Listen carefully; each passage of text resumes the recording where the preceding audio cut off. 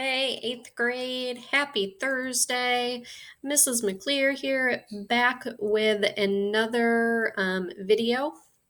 So, we are moving on to a new topic. It is the Roaring Twenties. Um, we're going to learn about how once the war was over, and all of those men, those soldiers who had been overseas fighting, came back. The country had what was called a big economic boom. So, this is the intro to the Roaring Twenties. I'm going to read through the Roaring Twenties Lesson 1 reading today. There's also a short 2-minute video, and then you're going to answer 10 questions in a Google form. So let's go ahead and get started.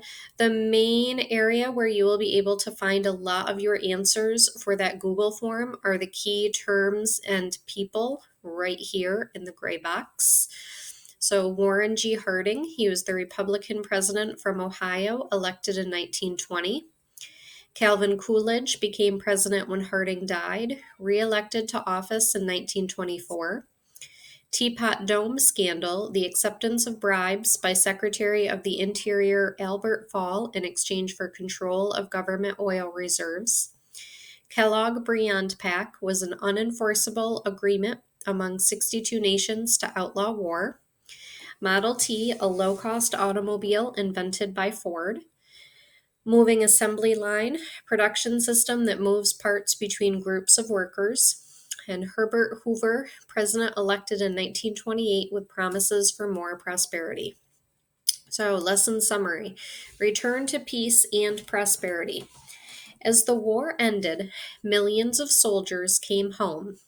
However, factories had stopped making war supplies, so many people could not find jobs.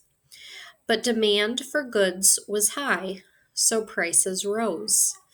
People who did have jobs, though, couldn't afford the goods, so many went on strike for higher wages. Okay, remember, a wage is what you get paid, so they went on strike.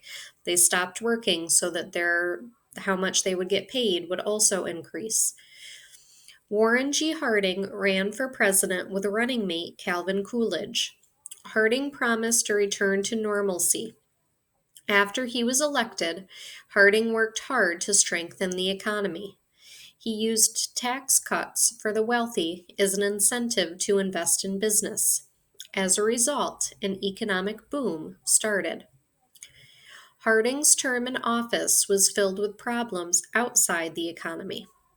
Several appointees used their power to get wealthy by illegal means. And the worst scandal, Secretary of the Interior Albert Fall accepted large amounts of money and gifts from private oil companies and allowed the companies to control government oil reserves. He was convicted of taking bribes, and the scandal became known as the Teapot Dome scandal. Coolidge's pro-business administration.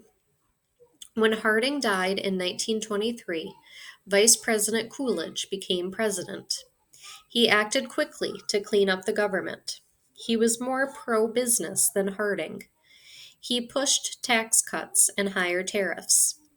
During his term, the United States and 14 other nations signed the Kellogg-Briand Pact. However, there was no way to enforce the effort to ban war. Business booms. In the 1920s, U.S. business boomed as factories changed. Henry Ford built the Model T, a car many people could afford.